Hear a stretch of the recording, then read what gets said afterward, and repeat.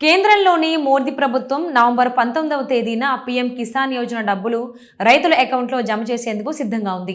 కేంద్ర ప్రభుత్వం దేశంలోని రైతుల కోసం అనేక అద్భుతమైన పథకాలను అమలు చేస్తోంది. ఈ పథకాలలో ఒకటి ప్రధానమంత్రి కిసాన్ సమ్మాన్ నిధి యోజన అత్యంత ముఖ్యమైనది. కేంద్ర ప్రభుత్వం 2019లో ప్రధానమంత్రి కిసాన్ సమ్మాన్ నిధి యోజనను ప్రారంభించింది. ఈ పథకం కింద కేంద్ర ప్రభుత్వం దేశంలోని పేద రైతులకు ఏటా 6,000 రూపాయలు అందిస్తుంది.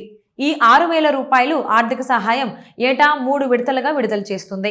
ఈ ఆర్థిక సహాయం నుండి ప్రయోజనం పొందడం ద్వారా రైతులు తమ చిన్న వ్యవసాయ అవసరాలను తీర్చుకోగలుగుతారు. కేంద్ర ప్రభుత్వ పథకం దేశంలో బాగా ప్రాచుర్యం పొందింది. లక్షలాది మంది రైతులు ఈ పథకాన్ని సద్వినియోగం చేసుకుంటున్నారు. కాగా దేశవ్యాప్తంగా రైతులు 21వ విడత కోసం ఎదురు చూస్తున్నారు. 21వ విడత డబ్బును కేంద్ర ప్రభుత్వం ఈ నెల 19న రైతుల ఖాతాలకు ట్రాన్స్ఫర్ చేయనుంది. నవంబర్ 19న కేంద్ర ప్రభుత్వం సుమారు 9 కోట్ల మంది రైతుల ఖాతాలకు 18,000 కోట్ల రూపాయల మొత్తాన్ని బదిలీ చేస్తుంది. ఈ మొత్తం డీబీటీ ద్వారా రైతుల బ్యాంకు ఖాతాలకు బదిలీ చేయనున్నారు. ప్రధానమంత్రి కిసాన్ సమ్మాన్ నిధి యోజన 21వ విడత నుండి ప్రయోజనం పొందాలంటే మీరు వీలైనంత త్వరగా ఈ కేవైసీ అలాగే మీ భూమి రికార్డుల ధృవీకరణను పూర్తి చేయాలి. అలా చేయడంలో విఫలమైతే మీరు పథకం ప్రయోజనాలను పొందలేరు. మీరు పథకానికి దరఖాస్తు చేసుకునేటప్పుడు తప్పు సమాచారాన్ని నమోదు చేస్తే వీలైనంత త్వరగా దాన్ని సరిదిద్దండి. మీరు మీ బ్యాంక్ ఖాతాను మీ ఆధార్ కార్డు కూడా లింక్ చేయాలి.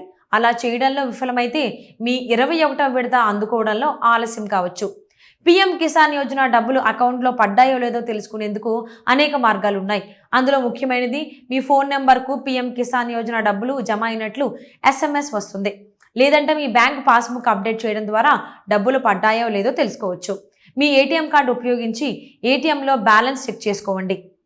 అకౌంట్ స్టేట్మెంట్ తీసుకోవడం ద్వారా ఈ డబ్బులు పడ్డాయో లేదో అని నిర్ధారణ చేసుకోవచ్చు.